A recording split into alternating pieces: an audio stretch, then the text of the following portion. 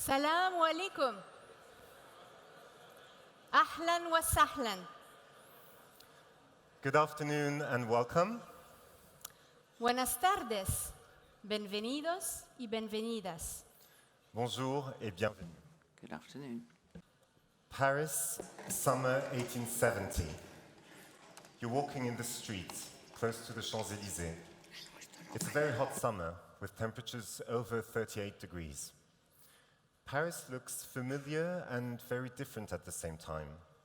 There aren't any planes in the sky, no cars around you, only carriages pulled by thirsty horses. Paris is then the second biggest city in the world with over 2 million people. You keep walking. On the facade of the building, any building, you could see this poster. If you're able to read it, it means you belong to the 30% of people who actually can read. And it also means you're fairly young. In 1870, the average life expectancy was 40 years. But that summer, when this poster was put up on the wall in the street, it dropped to 25 years. France was at war with Germany. This poster sends a new and powerful message. In 1862, 8 years before it was put up in the street, Henri Dunant published A Memory of Solferino. Created in 1863, the International Committee of the Red Cross was just still very new. And in 1864, the Société de Secours aux Blessés Militaires was officially recognized by the French state, thus becoming one of the first national societies.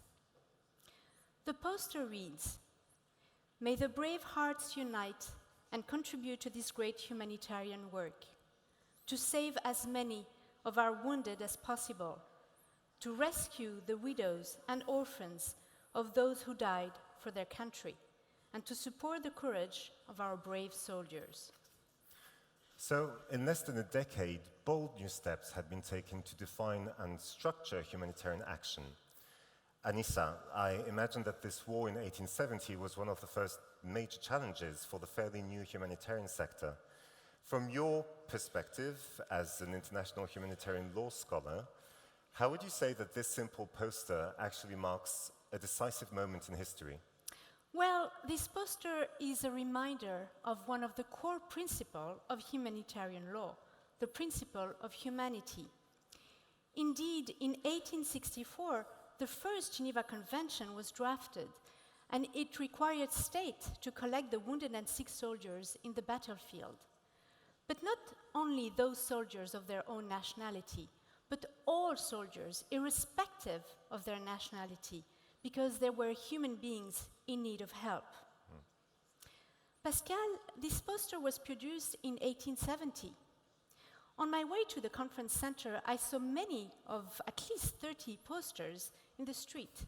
From your point of view, as a director of the museum, what makes the poster different from those we can see today? Well, actually, there is no difference. I mean, posters aren't produced the same way, and we don't look at them the same way. But then and now, posters are still sheets of paper put up on the walls of our streets. This is actually the oldest poster we keep in the collections of the International Red Cross and Red Crescent Museum. Back then, in 1870, during that very hot summer, of course, nobody imagined that one day it would find its way into the collections of an international museum.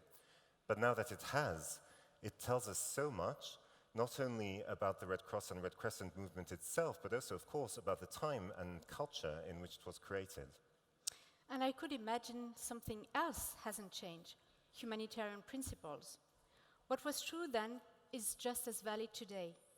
Of course, over the years, international humanitarian law has become a rich body of norms. But both then and now, its core objective is to protect the victims of armed conflict. So the International Red Cross and Red Crescent Museum keeps over 10,500 of such posters, and most of them were collected by the International Federation of Red Cross and Red Crescent Societies. So to celebrate its 100th anniversary this year, we are now going to read the humanitarian principles through a selection of posters which Anissa and I picked amongst this very impressive collection. So let's begin. This first poster was produced in Togo in 1987. It reads, "Wanted for its principles, a unique face inspired by the 7 fundamental principles." And it gives a list of all the 7 principles. Humanity is at the very core of humanitarian action and the source of all the other principles. The International Red Cross and Red Crescent movement, born of a desire to bring assistance without discrimination to the wounded on the battlefield, endeavors in its international and national capacity to prevent and alleviate human suffering wherever it may be found. Its purpose is to protect life and health and to ensure respect for the human being. It promotes mutual understanding, friendship, cooperation, and lasting peace amongst all peoples. So, we now move to New Zealand in 1945, where this poster was presented as part of an exhibition of the Junior Red Cross. Its simple design carries out a very clear message based on the principle of impartiality. The movement makes no discrimination as to nationality, race, religious beliefs, class, or political opinions. It endeavors to relieve the suffering of individuals, being guided solely by their needs, and to give priority to the most urgent cases of distress. Back to the 1980s, 1981 to be exact, this time in Germany. The graphic designer imagined a minimalist ambulance on an abstract background to talk about the Geneva Conventions with the following text: "The right to protection, the duty to assist, humanity marked by neutrality." For instance, in order to continue to enjoy the confidence of all, the movement may not take sides in hostilities or engage in any time in controversies of political, racial, religious, or ideological nature. The 4th principle, independence, is the first to introduce national societies. And here's a beautiful illustration from Egypt. The movement is independent. The national societies, while auxiliaries in the humanitarian services of their governments and subject to the laws of their respective countries, must always maintain their autonomy so that they may be able at all times to act in accordance with the principles of the movement. Here is a powerful call to action from the British Red Cross, a perfect poster for voluntary action. The principle says, "It is a voluntary relief movement not prompted in any manner by desire for gain." This poster, produced in 1920, shows a Red Cross nurse standing next to Helvetia, the embodiment of Switzerland, a fitting image for the principle of unity. There can be only one Red Cross or one Red Crescent society in any one country. It must be open to all. It must carry on its humanitarian work throughout its territory. And finally, universality, which we chose to illustrate with this very poetic blood donation poster from Poland. The International Red Cross and Red Crescent movement, in which all societies have equal status and share equal responsibilities and duties in helping each other, is worldwide. So, Anissa, I think we've now set the stage and we are ready to hand out the first award of tonight's ceremony. To introduce it, we looked for a poster which would really best represent the idea of youth, and I think this 1956 poster from Pakistan does a pretty good job. It does indeed celebrate youth. So does the Youth on the Move Award, which was initiated by the International Federation's Youth Commission.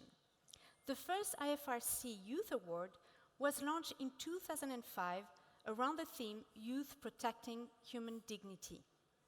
Over the years, we have seen the award grow and evolve. The 2019 award, like in previous years, covers 4 categories. 1, healthy youth make a healthy world. 2, climate-smart initiatives.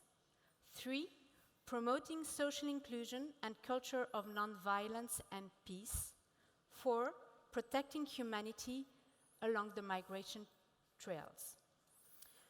So, to announce the 2019 recipients and to hand out the award, it is our great pleasure and honor to call on stage Francesco Rocca, President of the International Federation of Red Cross and Red Crescent Societies, El-Haj Assi, Secretary General of the IFRC, Lamasrour, Vice Chair of the IFRC Youth Commission, as well as the award recipients.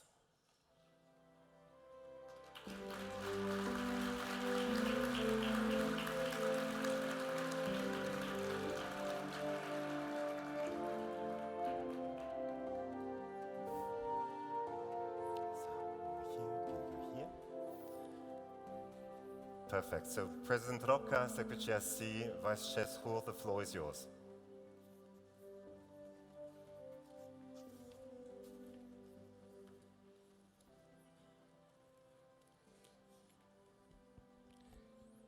Dear friends and colleagues, yesterday I had the pleasure to address the IFRC Youth Forum and to meet the youth representatives coming from all around the world to Geneva to participate to our statutory meetings and to elect their own representatives in the IFRC Youth Commission.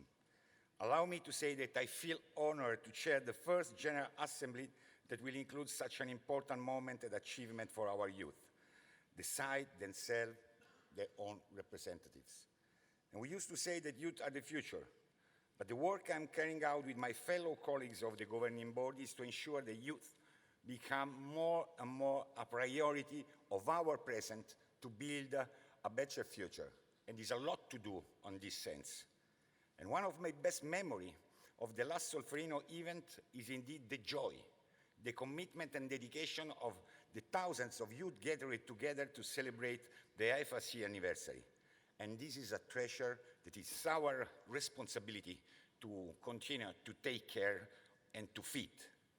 And I also take this occasion to thank sincerely the Youth Commission for the commitment and dedication, and I reiterate my commitment as President of the FRC to leave to the young generation a stronger organization. And for this reason, we decided also to include these awards for the young people, just to underline how important is their role and how important is the national society open really their door to their energy, passion, the dedication in the everyday work. So, thank you very much.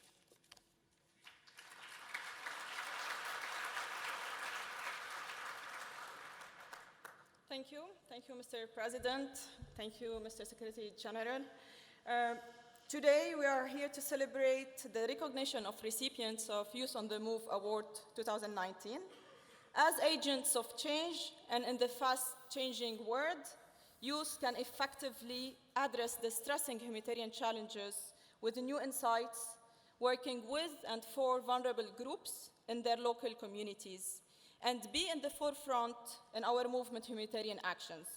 Since the inception of the Youth on the Move Award in 2005, the award aims to highlight the innovative ideas for projects that address these challenges throughout our communities and to appreciate the significant role and contribution of young people in our movement.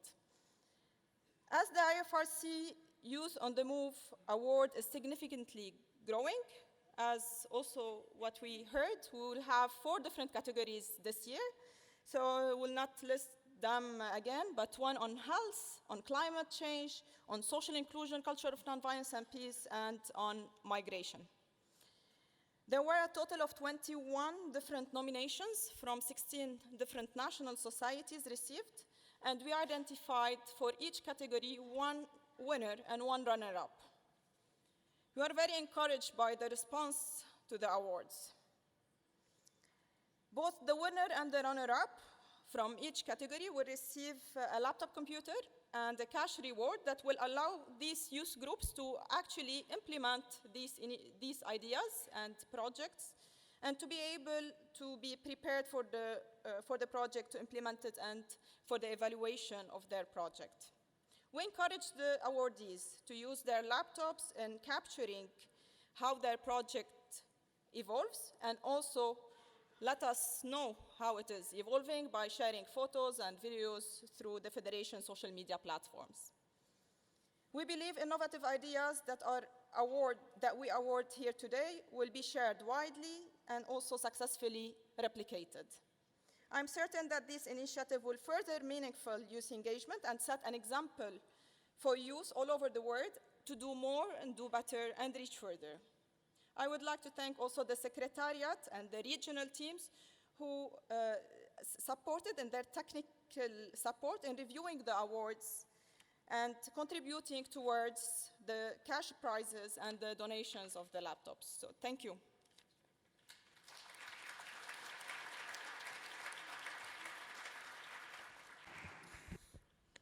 Thank you. And now to the awards. It is my great pleasure to announce the Protecting Humanity Along the Migration Trail Award. And the awardees are the Turkish Red Crescent and the Honduran Red Cross societies. So we invite them to come and receive the awards that will be handed over to them by the Vice Chair of the Youth Commission.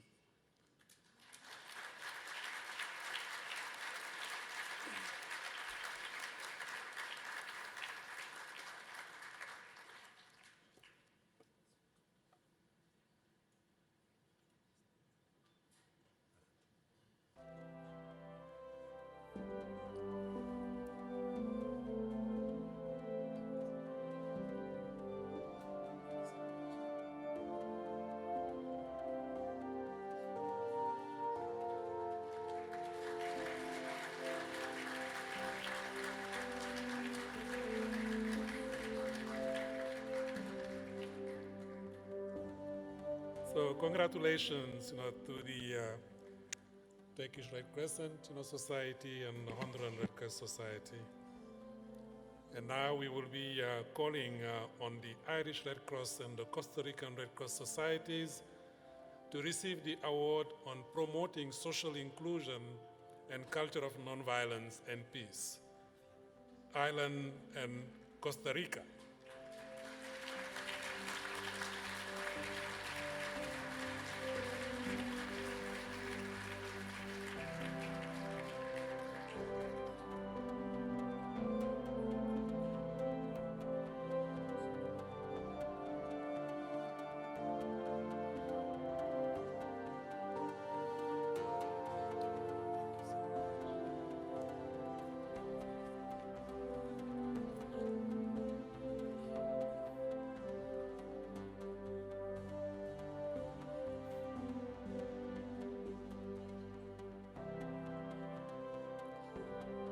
So the next award is about health, and it is entitled Healthy Youth Will Be Making a Healthy World.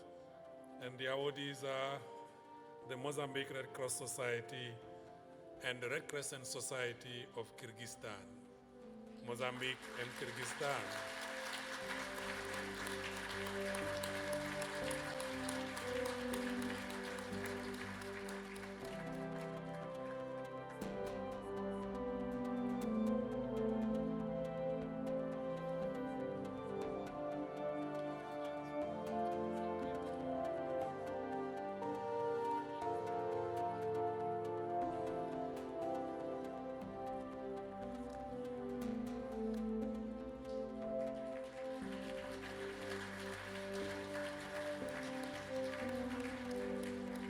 Some of the best initiatives on climate initiatives have been also recognized. And the award on climate smart initiatives will go to the Malawi Red Cross Society and the Korean Red Cross Society. Malawi, South Korea.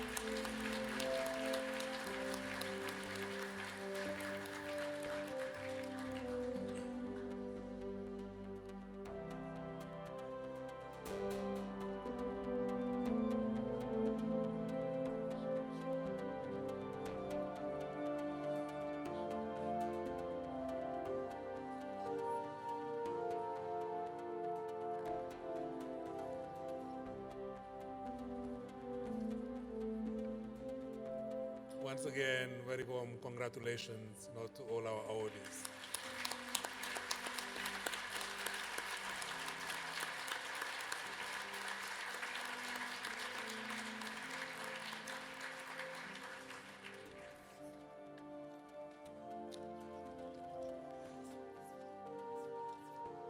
Maybe before we go to the next one, I will take the pleasure, of myself to hand over one award, which is about the use of innovation in engaging and mobilizing, volunteers, including new forms of volunteering, and that will go to the Italian Red Cross and the Kenyan Red Cross.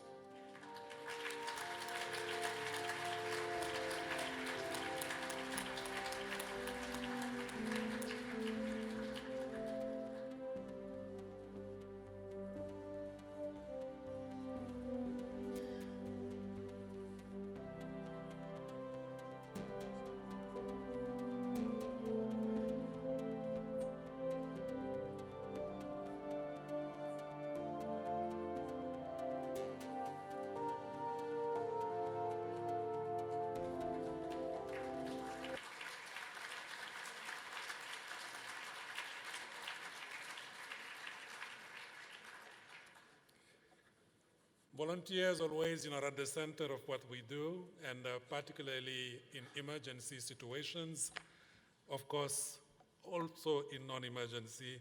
But this particular award goes for volunteer management in emergencies and fragile environments, and it goes to the Belarus Red Cross Society and the Malaysian Red Crescent Society. Congratulations.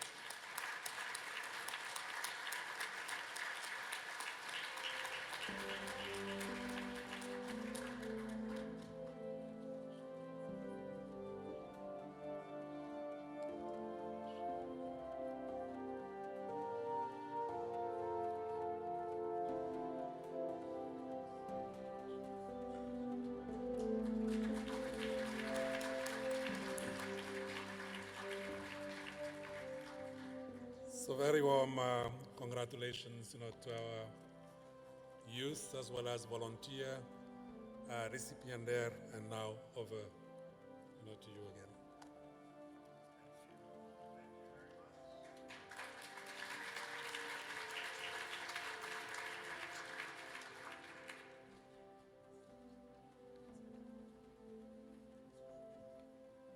Well, thank you very much, Secretary General Assi, President Rocca, thank you. I think we are now going to go straight to the Henry Davidson Award, having talked about the volunteering, and congratulations again to all the award recipients. This is a beautiful poster we chose from Nigeria to talk about volunteering, which is really the core of the movement, and we have understood through the recipients of this award this evening that indeed it is an essential component of our movement. So thank you very much. Henry Davidson, we can now go straight through to the next award.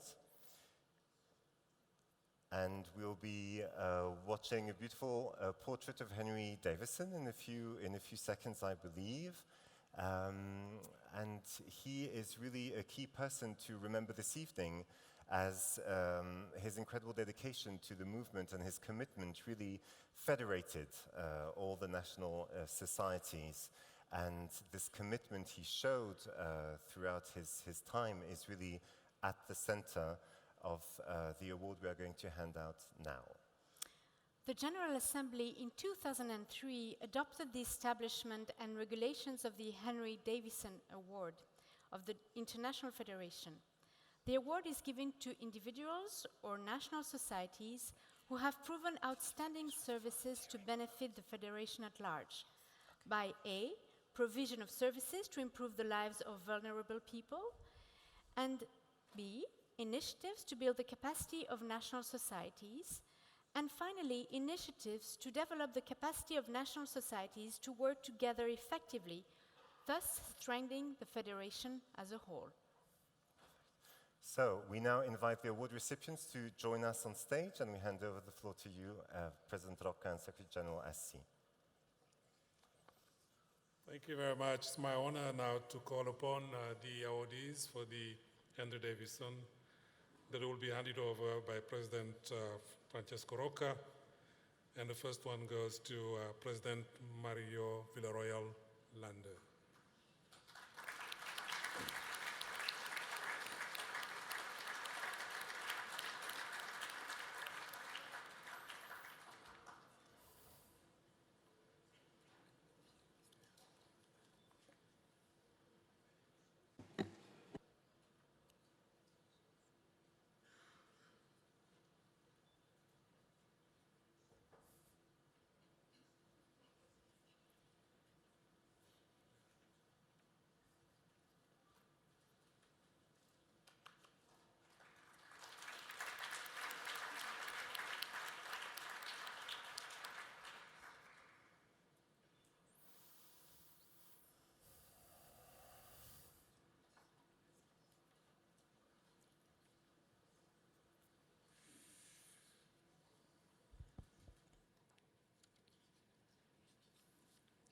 think also Juan Manuel del Toro and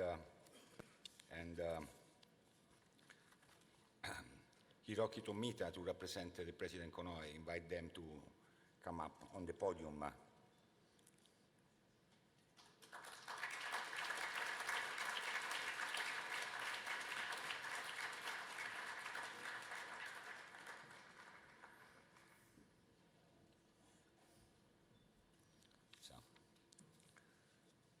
Sorry, we didn't study the protocol, but we will.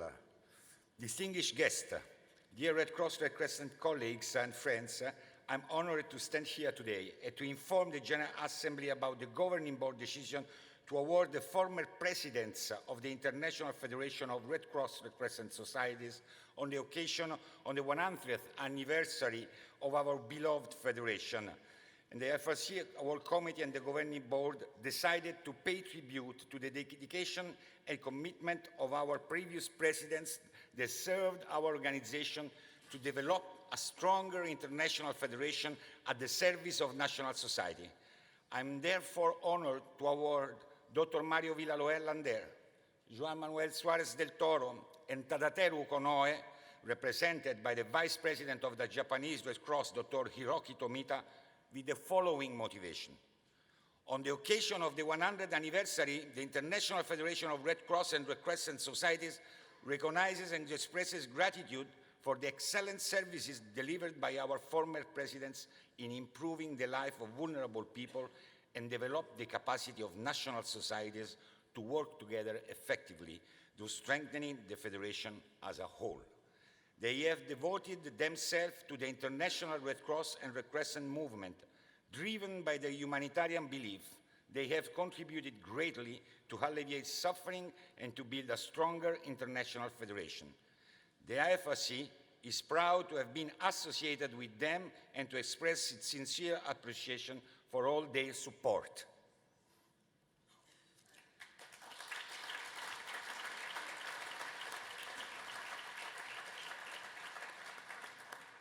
So I take this occasion to heartily thank our former president for having embraced our fundamental principle.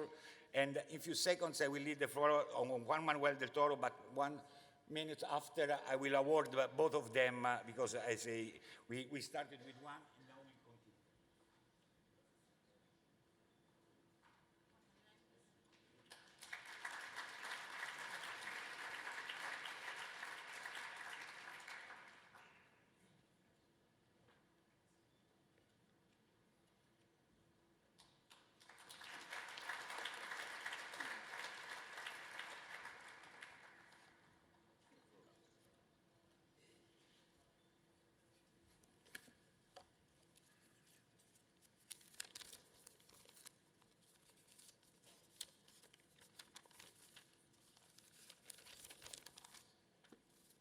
Señor Presidente de la Federación, señor Secretario General.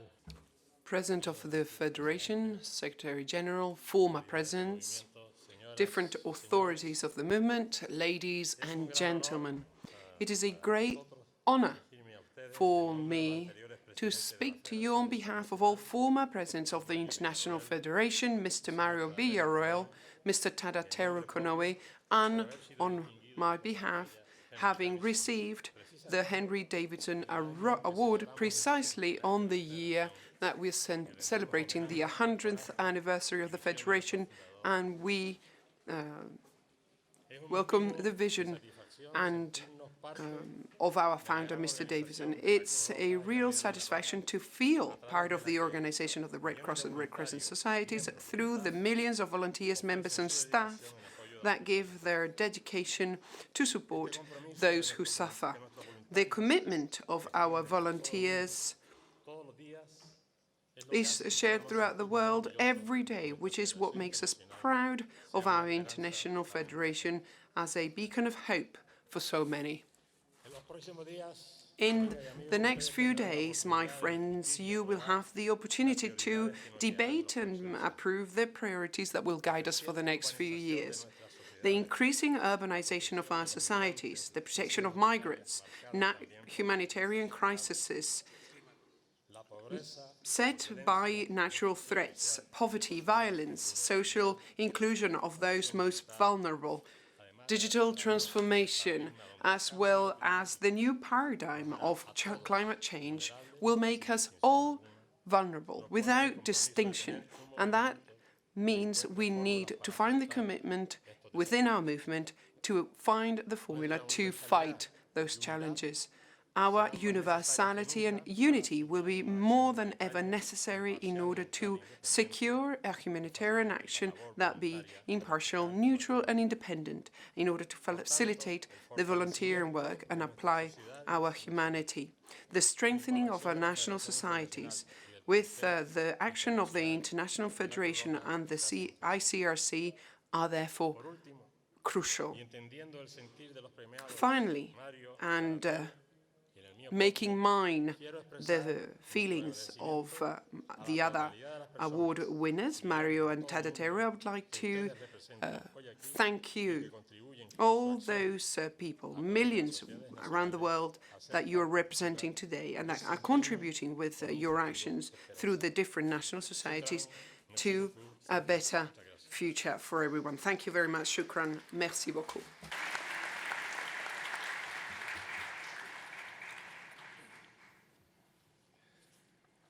Thank you very much. The medal will also go to 3 other distinguished friends, and colleagues, and I'm going to be calling them one by one to receive, the award from the president. The next is our dear colleague and friend, Abbas Gullet from the Kenyan Red Cross.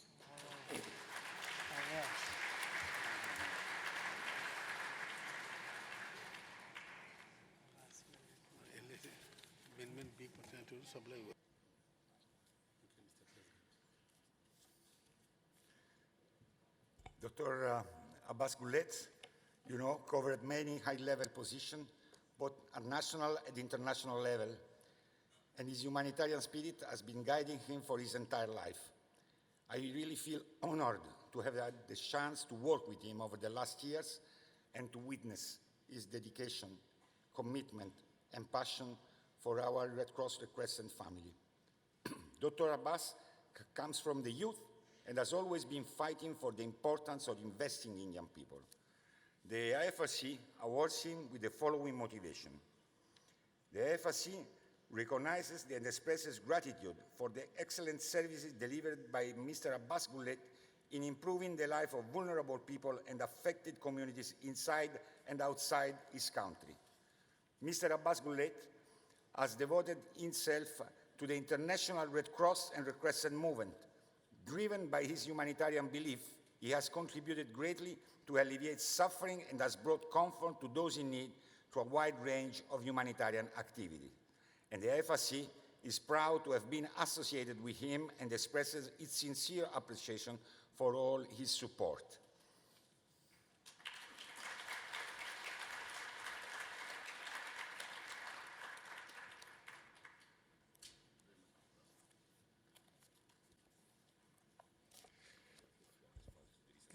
May I now invite the head of the delegation of the Burundi's Red Cross Society to come and receive the Henry Davidson medal that goes to Francois Buyoya, who was the president emeritus of the Burundi Red Cross, also vice president of the IFRC, member of the Standing Commission and Finance Commission, and is a member also of the Conseil National des Sages, working on justice and social inclusion.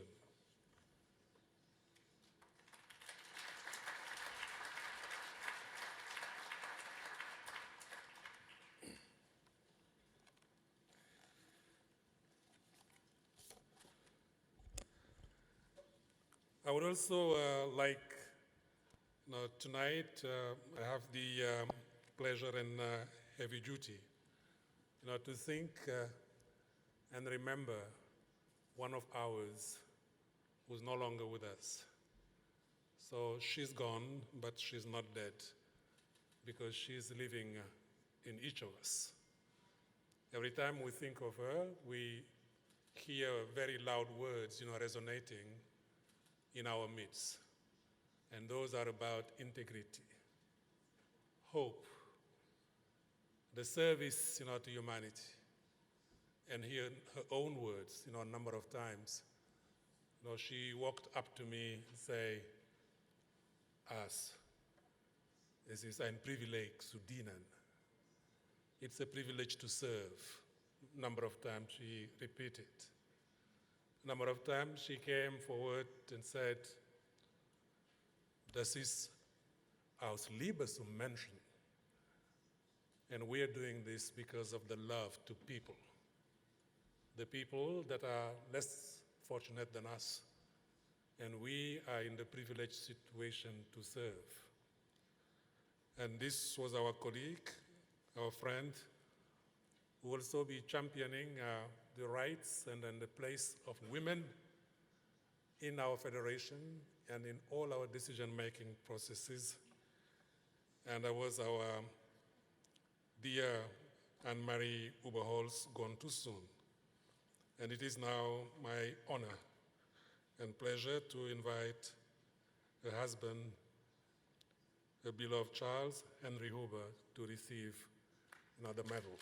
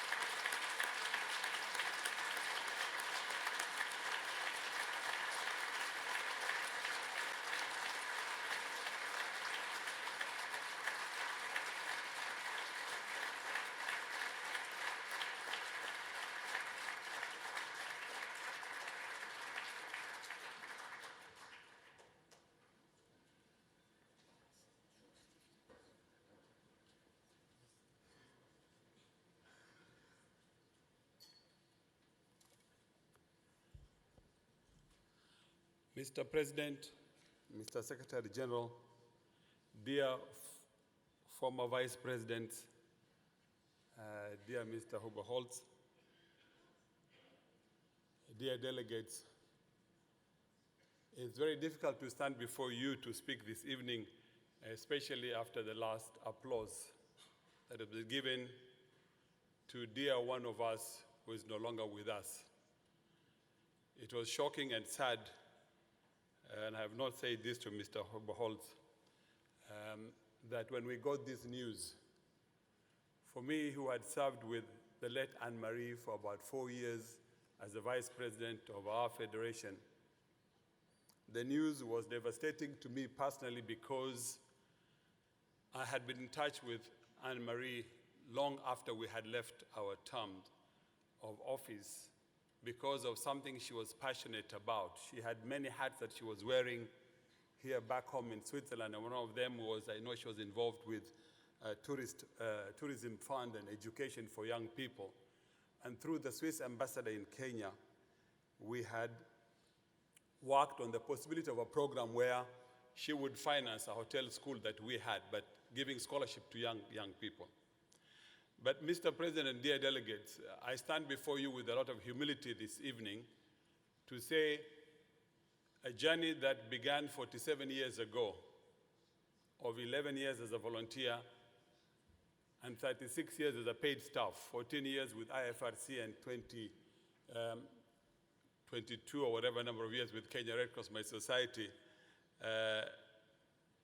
is a lifetime journey. And in June this year, I had decided with my previous board of the Kenya Red Cross that I will step down as the Secretary General of the Kenya Red Cross Society this December. Very happy to be in this meeting. Today probably should be my last formal meeting within the current setting of what I do. But just to say, especially to the young people who got the award this evening rather, that you can be a youth today and you can be what you want to be tomorrow. I started as a youth volunteer way back in '73 having to do something they call in the UK the Duke of Edinburgh Award, or in Commonwealth countries the President's Award scheme. Young people having to compare or to compete against themselves, against set standards of competition that you can win bronze, silver, and gold award. And you had to do first aid as your first step. And for me, the association with Red Cross was I needed to learn first aid, and I went to the Red Cross when others would go to St. John's. And today, 47 years later, I've been married to this institution. What this institution has given me and what this institution has shown me around the world is something that I will cherish for the rest of my life, and it's something that no value of money can be put into. But I think President Del Toro said in his last remark this evening on the whole issue of building national society.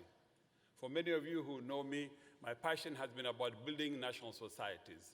And I think my biggest plea would be for us, of the 192 national societies, even those that will be admitted in the coming day or two, is to say what can we do to change the paradigm shift of having to build new, vibrant, young, independent national societies that are financially and economically dependent on themselves, since the aid industry has drastically changed in our globe.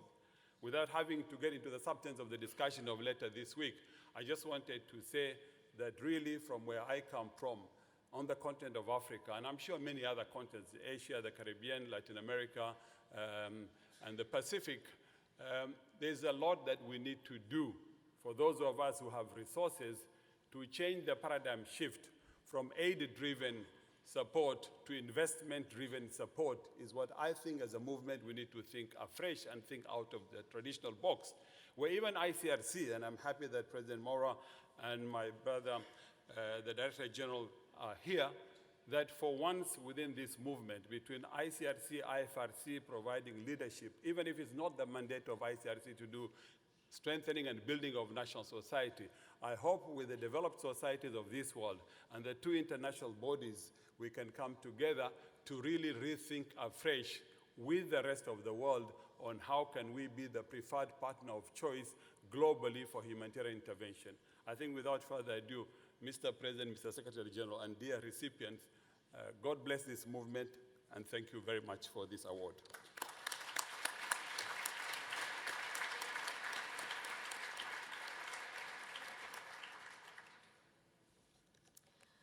Congratulations to you all, to all the award winners Thank you. tonight.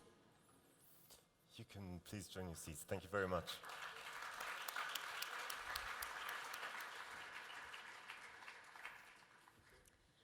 The power of humanity is the theme under which we all gather in Geneva. It can be recognized in an enduring vision that brings us together. It can be recognized here and now, this afternoon, in Geneva, through the incredible accomplishments which we just have celebrated. And the power of humanity can certainly be recognized in our diversity. It can be recognized in the simple choice we can make to help someone else and to care for someone. And it can also certainly be recognized in art and its capacity to remind us of what really matters. So it is now a great pleasure to invite you to discover an exclusive performance by author Fabrice Melchior, who was inspired by the words of Henry Davidson, artist Mariama Silla, editorial cartoonist Patrick Chapat, directed by the Geneva-based festival Antigel. The floor is yours.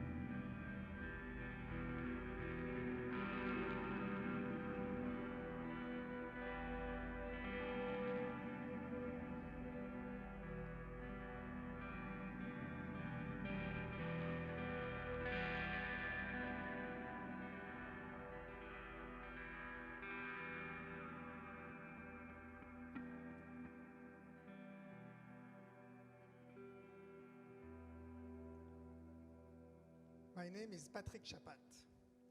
I am an editorial cartoonist. My job is to look at this crazy, complicated, and dangerous world of ours and try to make sense of it, whenever possible with a smile. For the past 25 years, I have also been a comics reporter. This means going to the field and reporting back using the techniques of graphic novels. I have covered quite a few stories. I have witnessed many dramas.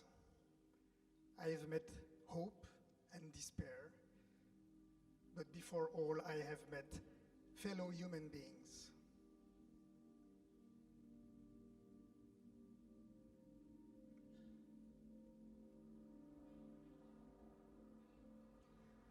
The year was 2009. The place quiet and cold and lost, high up in the Caucasus Mountains, South Ossetia. A war had taken place there, just 1 year before my visit. Like many wars, it separated people who used to live side by side. It pitted neighbor against neighbor, one group against the other. Lots of people had to flee the place they were born in. A few elderly Georgians had chosen to stay in their half-destroyed villages, isolated. They were visited from time to time by aid workers, like Natasha and Volodya. Sick and feeling lonely, they were living in their house that they had built with their own hands. The first floor of their house was closed off. It had been closed off since the day their son took his own life there. The boy took his life because he didn't want to fight his neighbors.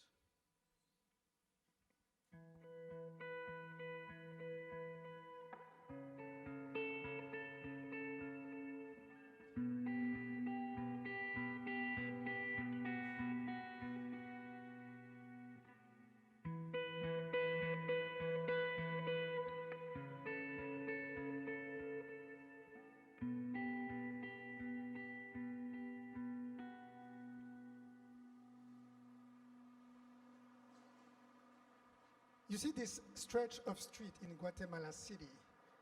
This is actually a battlefield. The front line is here, facing you. It is invisible yet real. The place where I'm standing here is the area of the 18th Street gang. 3 blocks down is Mara Salvatrucha territory, enemy territory. Crossing this line can get you killed.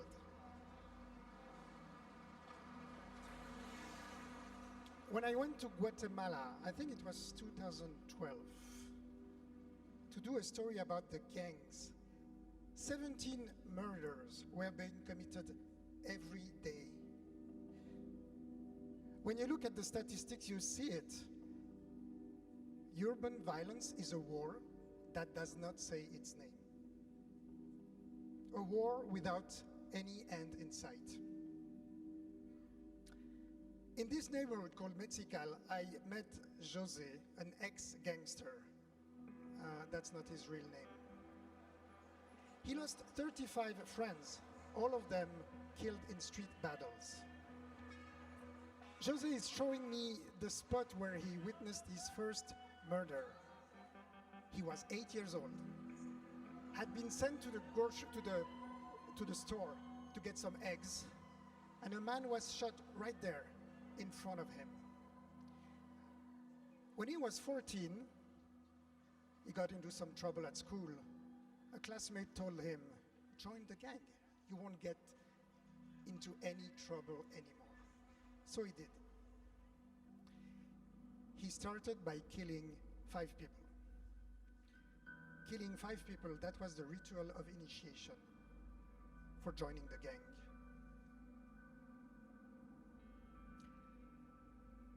So I asked Jose, how much money do they give a kid to kill someone?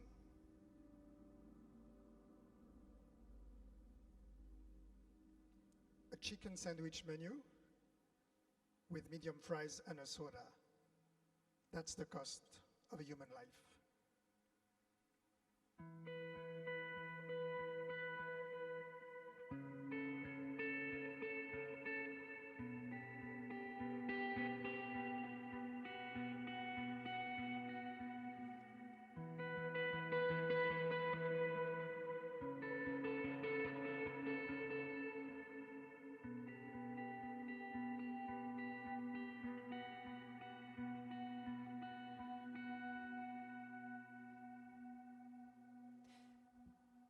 Qui que tu sois,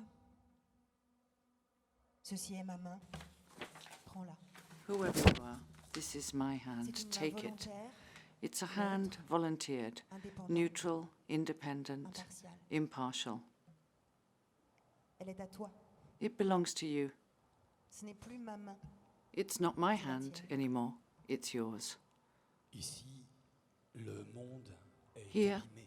the world is La damaged. fourmi s'étrangle The dans ses ant besognes, is le crippled roi by its tasks. lustre The ses king couronnes, polishes his chante crown with a dans laced handkerchief. les peuples The grondent world's people comme les glaciers. are growling like Je glaciers. m'essouffle. I'm breathless Encore. from loving still. Ensemble, Together, nous habitons le trouble. disorder is our habitat. Mais ici, But here, c'est la paix. there is peace. Je me penche à ma fenêtre et je vois la paix. I lean out of my window and I see peace, with its schools and its Avec le pigeons, serpent des tramways, its snaking le tramways, grillage design des bureaux the vacants, designer grid of les empty arbres offices, solennels qu'on the torche, solemn hache, trees, botched felled with an enfant axe. court A derrière child une bulle de savon. runs after a bubble. Ici, nos affaires, Here, nos attentes, our business, nos visages. our expectations, our faces. Je serai purement volontaire, I'll be purely voluntary, neutral, independent, impartial. impartial. Je serai de l'urgence I'll be et there du soulagement. for the emergency and the relief. I'll have Seul geste, 1,000 consolations and one pure gesture. I'll be from the field. I'll be on the line. I'll be under the punches. I'll protect your head by exposing mine. Je serai la blessure qui s'ouvre sur ta peau. I'll be the wound that opens in your skin like a chasm the whole world sinks into. qui que tu sois. Ceci Whoever est ma main. you may be, this is my hand. Take C'est it. une main volontaire, It's a hand, volunteered, neutral, independent, impartial. elle est à toi. It belongs to you. Ce n'est plus ma main, It's c'est not la my tienne. hand anymore, it's yours. Ici, le monde Here, est abîmé, The world is damaged, mais j'ai cette main but I have this hand and et ce this serment. pledge.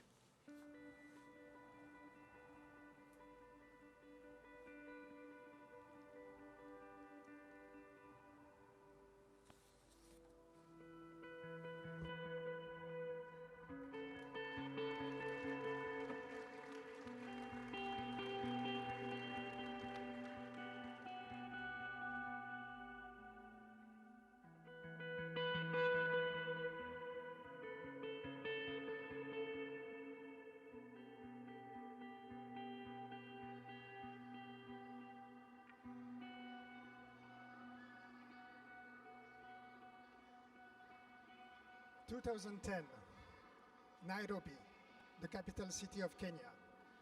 But it could be any other metropolis in the world. It's a universal story.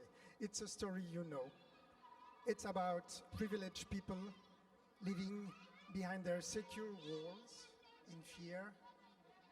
And it's about the others, the majority, the people living outside the wall. I was staying in a pretty comfortable compound.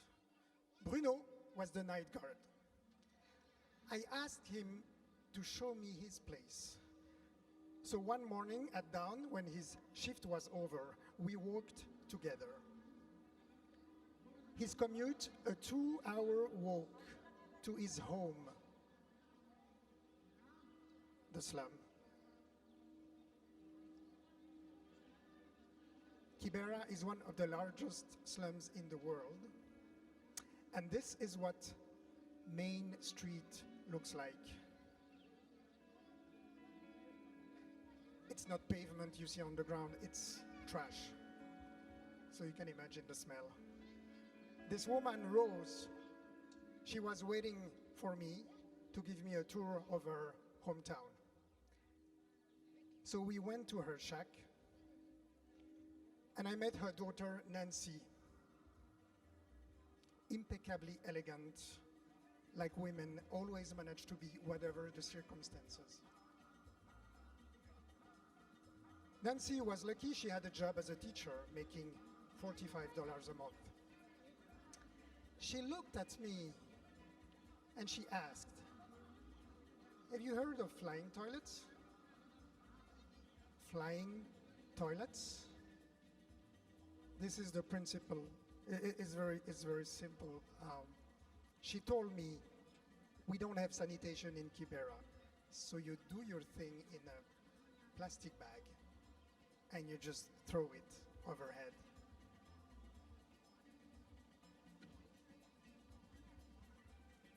These are the living conditions in the slums. This is how people live on the other side of the world.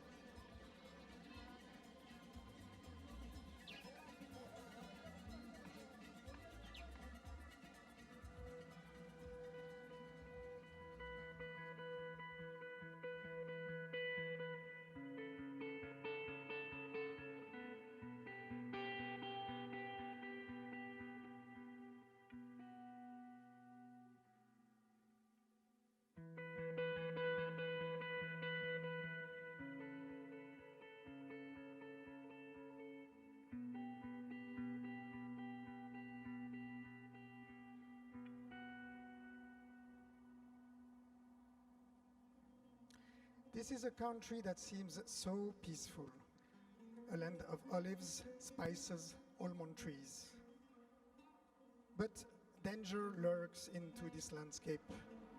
Seeds have been sown. These seeds are made of metal. Instead of giving life, they take it away. They are cluster munitions. We are in southern Lebanon in 2009. 2.5 years after a war with Israel that left thousands of unexploded cluster munitions spread all over the place, turning the whole area into one giant minefield.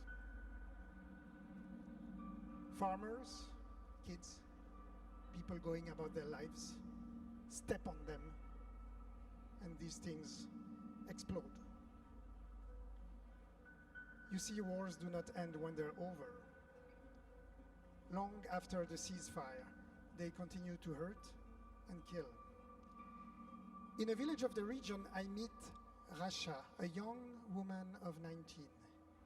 In Rasha's case, it's the bomb that came to her right into her house.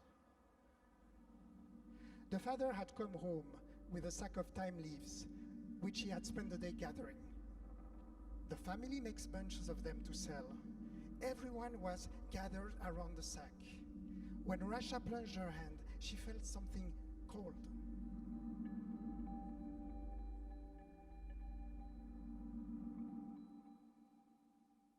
The whole family could have been killed, but only Rasha was hurt. The bomb took her left leg.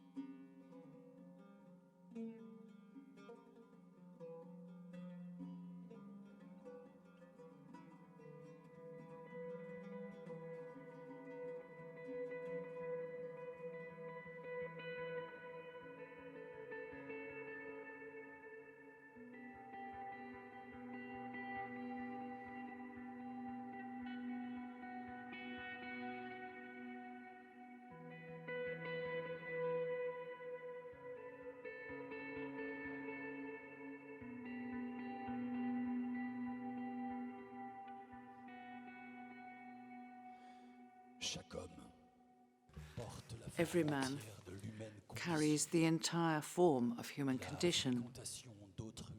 Keeping company with others contributes to the formation of the self. Se trouve autant de There différences de is nous as et much nous-mêmes difference between us and ourselves as between us and others. que je ne suis pas capable de choisir. As I am not capable of choosing, Le choix d'autrui. I make the choice of others. 14 millions de 14 million volunteers from the Red Cross and Red Crescent make the choice of others. Ils disent, They say, je serai I'll purement be volontaire, purely voluntary, neutre, neutral, indépendant, independent, impartial. impartial. Qui que tu sois, Whoever you may be, est ma main. this is my hand. Prends-la. Take it. C'est une main It's a hand volontaire, volunteered, neutre, neutral, indépendante. independent, Elle est impartial. à toi, It belongs to ce n'est you. plus ma main, It's not my hand c'est la anymore. tienne. It's yours. À cet instant, At dans this l'angle moment, de silence, sous in une an feuille angle blanche of et silence dense, under a bare, swaying light bulb, mange chaud. someone is eating a hot À meal. cet instant, dans une At autre this vallée, moment, in another valley, quelqu'un reçoit la visite d'un cœur someone fertile. is visited by À cet a instant, generous heart. on prend d'une veine un At peu this de sang moment, que l'on destine à from d'autres. one vein, some blood is being taken À to cet give to instant, other veins. Dans At les this voiles moment, épais de l'avenir, behind the dense veils of the quelqu'un future, prévient une catastrophe. someone is preventing a disaster. À cet instant, At this moment, accueille un inconnu someone dans sa is propre welcoming langue. a stranger in their own language. Le mot They're teaching them somnambule, the word le mot sleepworker, printemps, sleepwalker, the word spring, survie. the word survival. À cet instant, At this moment, quelqu'un reçoit les premiers secours. someone is getting first aid. À cet instant, At this une moment, cellule s'ouvre, a cell is opening. contre le Men are standing Ils sont against a couverts wall. de cendres, They're covered in ashes. plus rien ne sort. Nothing emerges from them anymore. Vient Someone et s'assoit comes près d'eux. and sits near them. Il prend le choix. That person is making the Quelqu'un choice of others. Dans la banlieue de Kaboul, Someone in joue the au suburbs basketball of en Kabul chaise roulante. is playing basketball in a Et wheelchair, quelqu'un l'applaudit. and someone applauds them. That person De l'humaine carries the entire form of human Quelqu'un condition. trouve un téléphone dans la mer. Someone finds a telephone in the sea. Quelqu'un te protégera. Someone will protect you. Quelqu'un identifie un soldat. Someone et prévient sa identifies a famille. soldier, someone tells their Quelqu'un family. apporte un message. Someone brings a Quelqu'un message. porte un mort. Someone carries a dead Une body. femme accroupie accouche A dans squatting les woman bras de gives birth quelqu'un. into the hands of someone. Je vois briller un phare. I see d'humanité. a beacon of humanity shining. Ton phare It's your est à beacon. toi. It belongs to you.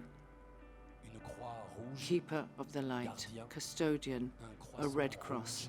Keeper of the light, custodian, a Que le red bateau crescent. ne heurte pas le récif. So the ships won't get wrecked on the reef. Il est à It's toi. your beacon. It Disait belongs à to sa you, façon Henry as Davidson. Henry Davidson said in his own way.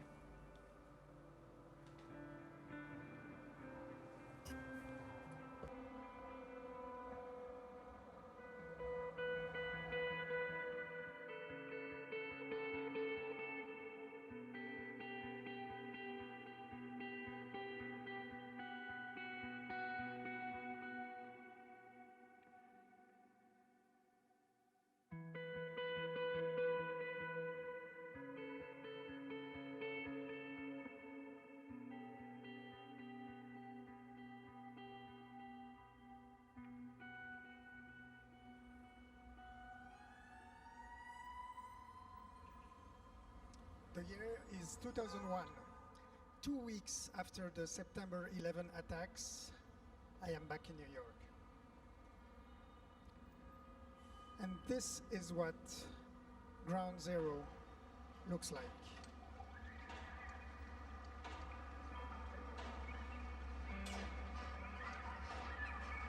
It's a constant sound of excavators,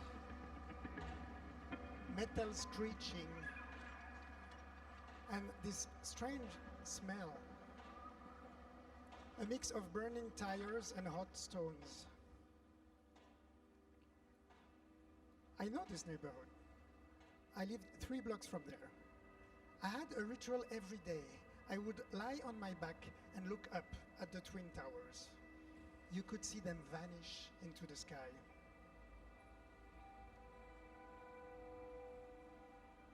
In the downtown hospital closest to Ground Zero, I meet the chief medic, Dr. Logan. He saw the towers falling right outside his window. And he told me this: a disaster of such a magnitude is hard to grasp, even when you see it with your own eyes. But if you take one person, he said, like this patient he had been following for 10 years. He knew his parents, he knew his wife, he knew his kids. Only then, he said, do you really realize. Disasters are not only facts, figures, statistics. They are always an individual story, a human story.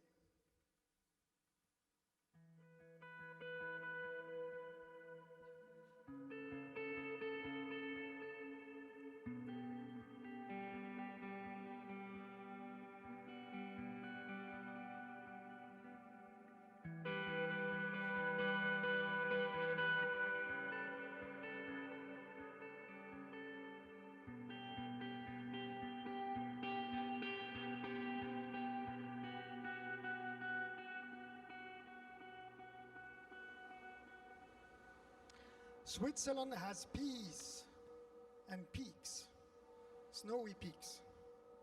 This means avalanches. In early 1999, I was one of the very first to take this road after it had reopened. It had taken 3 days for workers to dig through this huge mass of snow. That winter, 2 avalanches had struck near the village of Evelyn, taking with them trees and rocks and houses. 17 people were killed. Okay, not a disaster of the scale of those which claim thousands of lives every year, but this was the closest I have come to seeing the sheer power of nature. It was surreal, obscene. Dantesque is the word that I heard from a first responder, those people who rush to the scene and look for survivors. His name was Jacques, a doctor and a mountain guide. And he told me something that rescuers will not easily admit. He said he was scared.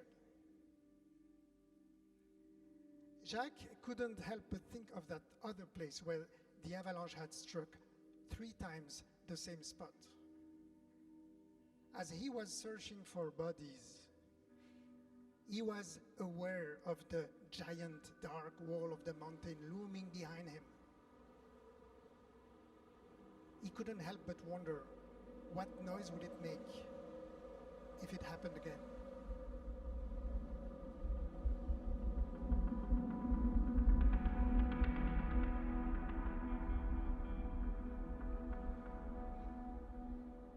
He was also praying that he would not be the first one to find something.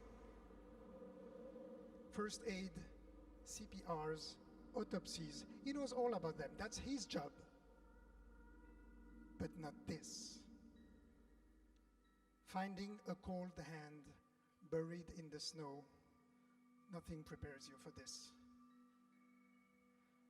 Disasters are always an individual story, a human story.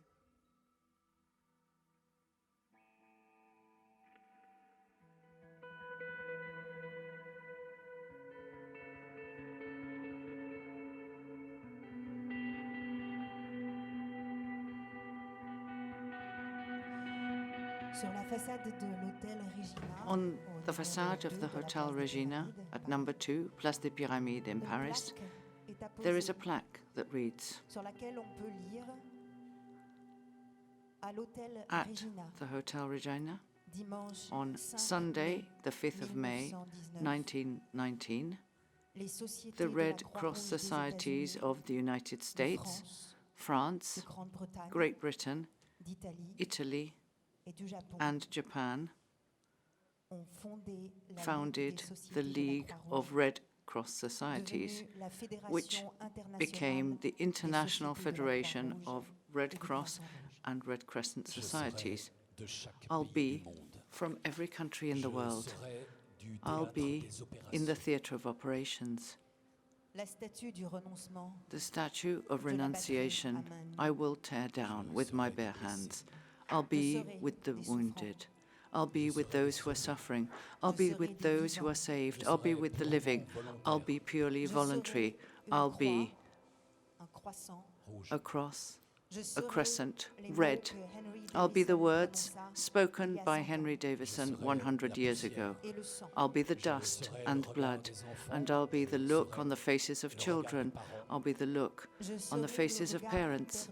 I'll be the faraway look, rejected by eyes that someone has closed. In my mouth, I'll have only the instinct that grows into a murmur. No lofty words will fate me with flowers. I'll have the words that come in the theatre of operations, in the rubble of renunciation. I'll have those words. The words asking for a bandage, scissors, a survival blanket. When there's a war on, who is the enemy? And when there's peace? When peace is all around, the world brims with blissful images. The daily life becomes motherly. It's like a feeding bottle. In times of war, peace becomes perfect. Off-screen, it shines with the hope it deposits within us, layer by layer. The naive marshes we wade in, carrying weapons. But to make the dream of peace come true, we must drown it in detonations, in the small actions that heal and save. We must forget it in the ever-repeating death and pain after pain. When we can no longer see peace ahead, it ends up tainting our ambitions. Whoever you may be, this is my hand. Take it. It's a hand volunteered, neutral, independent, impartial. It belongs to you. It's not my hand anymore. It's yours. I think other people don't exist. I think other people are me, as much as you.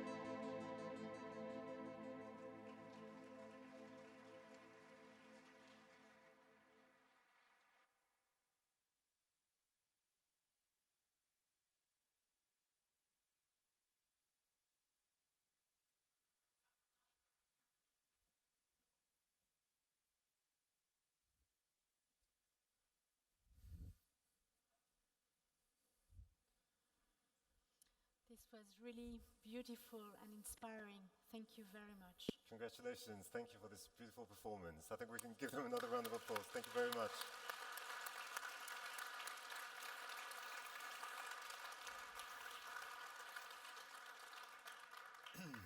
Anissa, someone is watching us, an incredible woman, an extremely inspiring woman.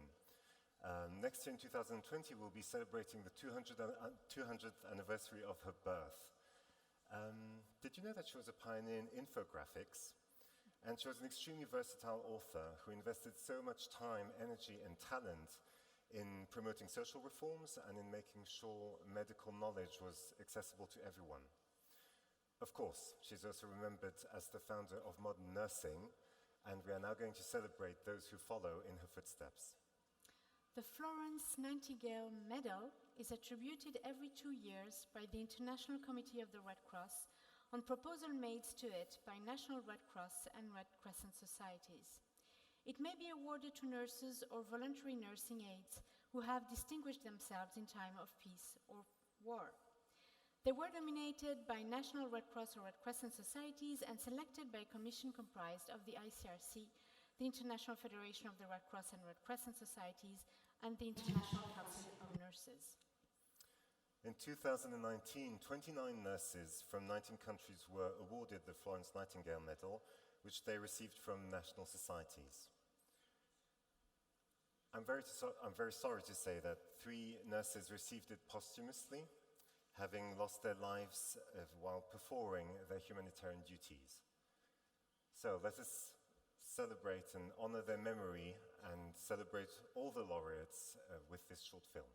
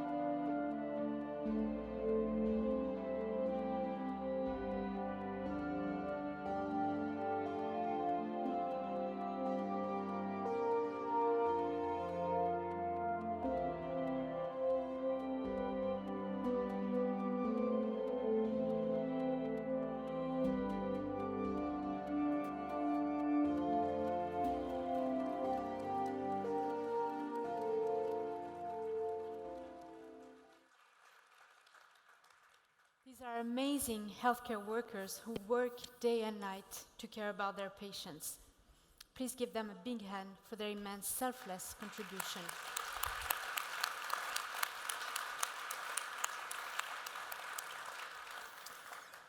We are now going to give the Red Cross and Red Crescent Prize for Peace and Humanity. Conferred in extraordinary circumstances, the Red Cross and Red Crescent Prize for Peace and Humanity is a movement award to recognize efforts of a movement component or an individual to build a more peaceful world through humanitarian action and the dissemination of the ideals of the movement. It was instituted by the Council of Delegates in 1987 to celebrate national societies or individuals that have gone beyond their call of duty in working for true peace. This is the fourth time in its history that the prize is awarded. The Standing Commission selects candidates based on concrete accomplishments which are inspired by the program of action of the Red Cross as a factor of peace, adopted by the World Red Cross Conference on Peace in 1975, and by the fundamental guidelines for the contribution of the Red Cross and Red Crescent movements to a true peace in the world, adopted by the Second World Red Cross Red Crescent Conference on Peace in 1984. Although the term peace is a wide concept, the movement sees peace not just as the absence of war, but as a dynamic process of cooperation among all states and peoples. A dynamic process of cooperation amongst all states and peoples. Cooperation is based on people's capacity to listen to one another, and this is exactly what Geneva-based artist Hugo Emy expressed in his sculpture that he created especially for the prize. You can see it now on screen and on stage to your right. Hugo Emy co-constructed this work of art with young asylum seekers who chose peace images from the ICRC archives. He was also very inspired by the story of his great-grandparents who fled Spain, and further inspired by numerous conversations he had with passers-by in the neighborhood where he created this work of art. Wisdom and respect. These are certainly two qualities recognized and praised by the Red Cross and Red Crescent Prize for Peace and Humanity. It is our pleasure to welcome on stage the chair of the Standing Commission, George Weber, to announce the award recipient.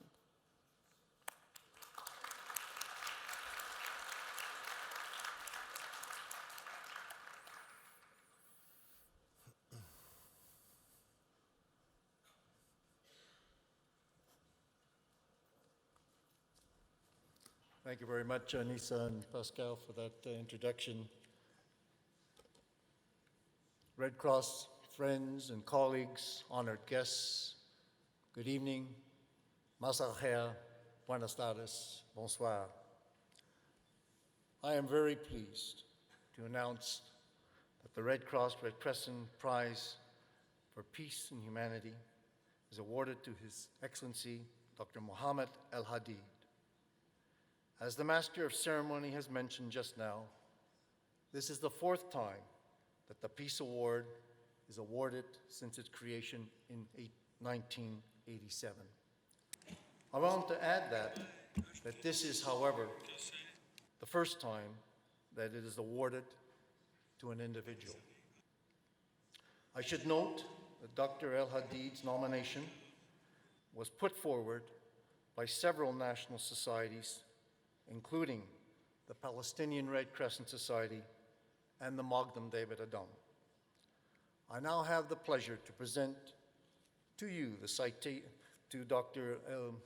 Al-Hadid, and I would ask Dr. Al-Hadid to join me here on the stage.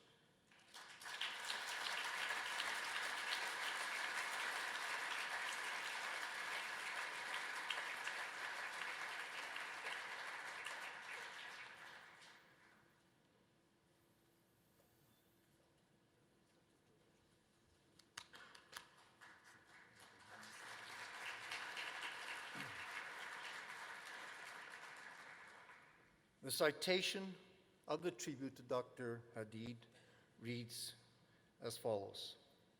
Dr. Mohammed Al-Hadid has shown remarkable steadfastness, commitment to the principles and values of the movement, and courage in reaching out to sister societies in humanity, peace, and fellowship. He started his 4-decade commitment to the movement by managing several Jordanian National Red Crescent Society operations. This kindled a passion for peace building, prompting him to serve on the movement's Peace Commission. Dr. Al-Hadid played a leading role in movement operations during the 1990-91 Gulf War, earning him deep appreciation within the movement and friends in the national societies. It was he who persuaded the Magen David Adom in Israel and the Palestinian Red Crescent Society to meet for the first time. Under his skillful chairmanship, the 29th International Conference of the Red Cross and Red Crescent recognized the two societies and admitted them to the movement. Dr. Al-Hadid's personal commitment was indispensable to closing that chapter, leading to a more unified movement. Dr. Al-Hadid continues to encourage peace and harmony within the movement by helping parties find common ground in the Middle East, in Cyprus, in other difficult contexts. Under Dr. Al-Hadid's guidance, the Jordan National Red Crescent Society has helped Jordan host an unprecedented number of refugees, contributing to stability in the region. He has enabled Palestinians to travel to Jordan for treatment, facilitated the delivery of medicines to Gaza, and negotiated for the lifting of blockades and release of humanitarian workers. He continues to promote peace in the Middle East through civil society activities, calling on Arabs and Jews to tear down the walls of distrust and suspicion. For his contribution to peace in our movement and in the Middle East, the Standing Commission of the Red Cross and Red Crescent has unanimously agreed to award Dr. Mohammed Al-Hadid the Red Cross and Red Crescent Prize for Peace and Humanity.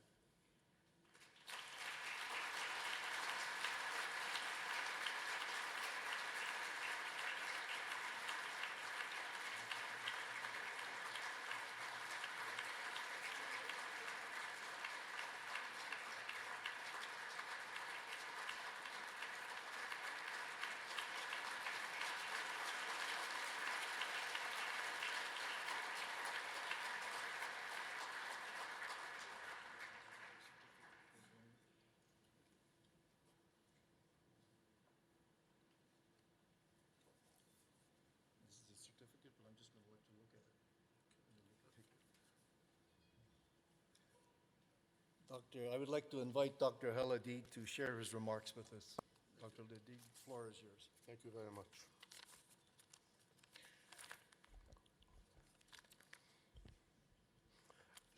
Mr. Chairman of the Standing Commission, Your Excellencies, members of my extended family in the Red Cross Red Crescent movement, Assalamu alaikum, peace be upon you.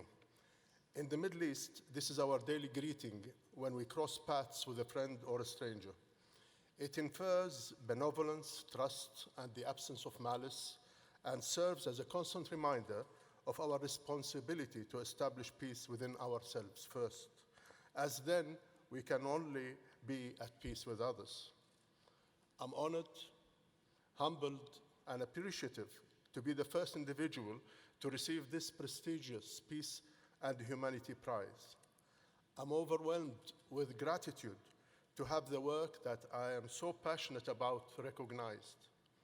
I hope that this recognition of my work can serve as an inspiration to others, as I have been inspired by His Majesty, the late King Hussein, and His Majesty King Abdullah II, who taught us to keep an open mind to the rich diversity of mankind, and that intercultural respect is not an option for us, it's an obligation.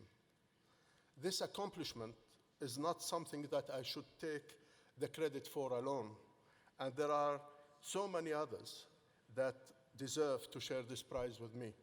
I'm grateful to those who nominated and supported my nomination. I would like to thank my family, my colleagues in my national society, and my colleagues in the Standing Commission and the Secretariat of the Standing Commission. And in particular, I would like to thank the Palestinian Red Crescent, MDA, the Cyprus Red Cross, and the North Turkish Cypriot Red Crescent.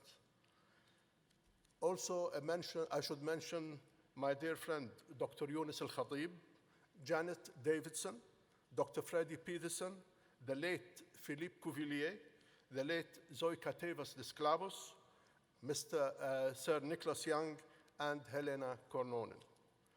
I'm proud of the humanitarian role my country, Jordan, plays in promoting peace in the region and beyond.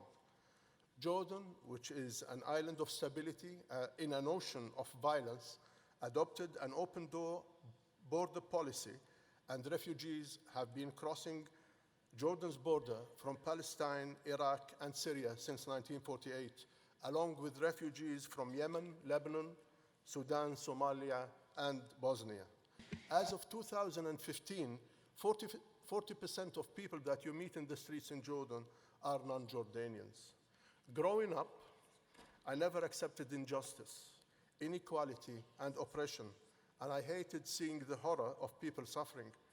Now we can hardly look at the history of mankind without noticing how frequently we hurt one another. It is heartbreaking to learn that the last century was the bloodiest ever documented, witnessing more atrocities, the killing of innocent civilians, and above all, the assassination of reason and humanity. Yet it's neither written in our genes nor in our stars that we are destined to repeat our mistakes and not learn from history. The ongoing conflict between the Israelis and Arabs is one of the greatest tragedies of our time. There has been much pain, too many rationalizations for hardening of the heart and growing oblivious to the suffering of the adversary. Many people have lost all hope that these two Semitic peoples who believe in the same God can ever live together in harmony. Our world is like our mind. It exactly becomes and only what we make of it. As we increase our awareness for one another, taking an interest in the other's culture, legitimacy, existence, reality, and true identity, a wonderful thing begins to happen. We begin to care for the other as if the other is part of us. Remember, there will be no peace without economic and social development. Harmonious integration between all countries is indispensable in order to reduce the gap between the rich and deprived countries, in order to eliminate existing disparities, which are factors of instability and tension. We can contribute to peace by developing understanding, strengthening friendship, collaboration, and mutual assistance between organizations, and investing in youth. A young mind is receptive to the change and ready to accept new ideas. This should be encouraged. Youth is the future generation, and any investment in youth made now will yield untold riches in the future. Apparently, we need an enemy to mobilize people. If we need an enemy, then that enemy can be defined now. It is ignorance, social injustice, hunger, poverty, hatred, terrorism, homelessness, illness, and the list is endless. We need to humanize our societies by moving from a world governed by the law of force that violates humanitarian values to a world governed by the force of law. This will lead to a human future in which humanity will enjoy security and stability, and establishing a culture of responsibility rather than a culture of impunity. I conclude by a well-known saying from Prophet Muhammad's cousin, may peace be upon him, Imam Ali ibn Abi Talib. He said, people are of two types. They are either your brothers in faith or your equals in humanity. This is the magic of life that our ancient religions and philosophies have bid us to see, the invisible filament of interconnectedness which bind us together in love and appreciation. I'm really appreciative of being honored tonight by this very good prize. It will just be an incentive for me to work even harder. I thank you, Mr. Chairman. I thank all that were the reason for me being awarded this prize. Thank you ever so much.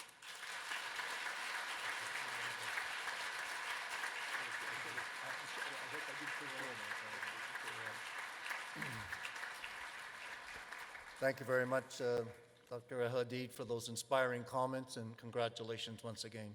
Now I'll turn the podium back over to Pascal and Anissa. It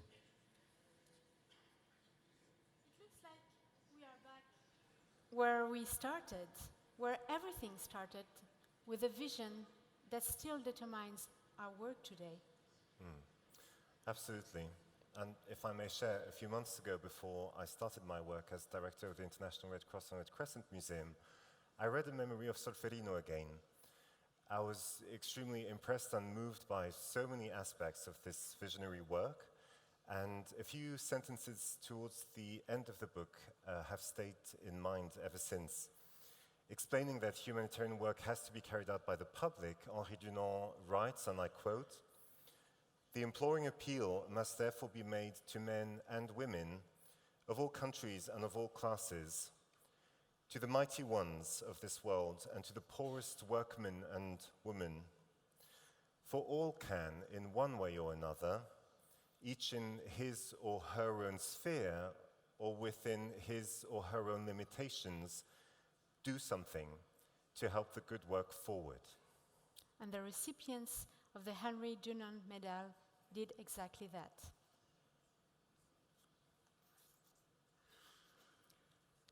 Thank you, Anissa. This year, the Henri Dunant Medal is awarded to 3 individuals for their outstanding services to the movement. First, I would like to invite Dr. Villaroel Lander to come to the stage to receive his medal. Mario, por favor.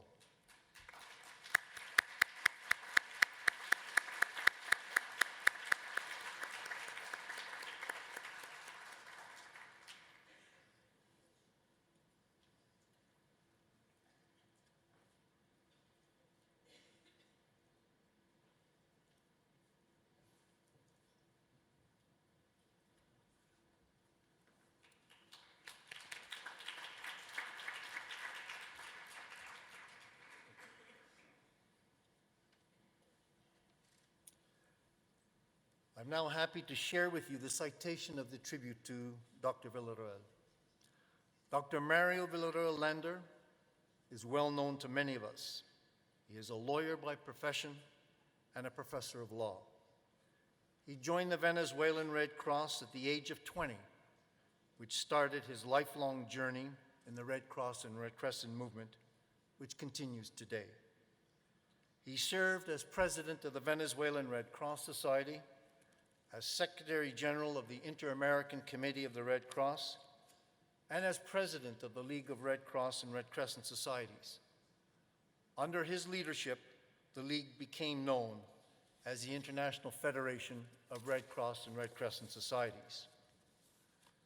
During his 10-year tenure as President of the International Federation, Dr. Villaroel saw a long list of achievements, such as the updating of the Federation's constitution, the signing of a new headquarters agreement with the Swiss Confederation, and the obtaining of permanent observer status at the UN, and the list goes on. He was a tireless traveler, visiting many member national societies and field operations.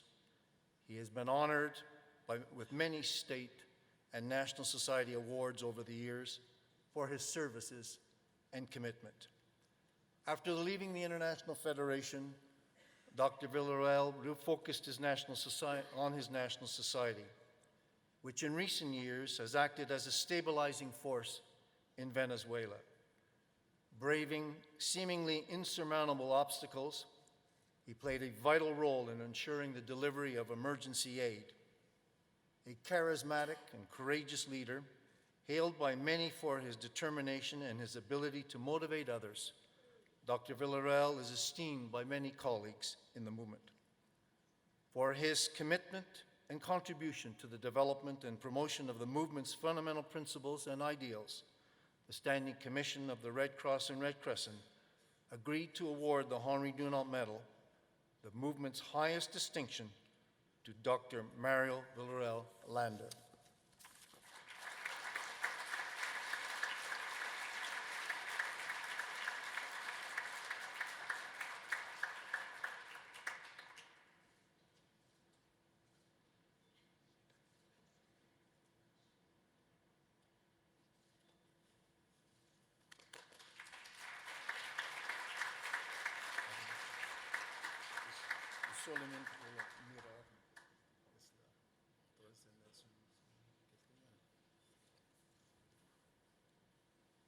Dr. Villaroel, can invite you to say a few words, a message of acceptance of the award.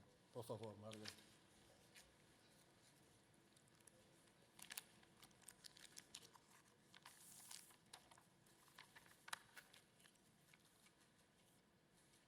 Señor George Weber, presidente de la Comisión Permanente. George Weber, President of the Standing Commission of the Movement.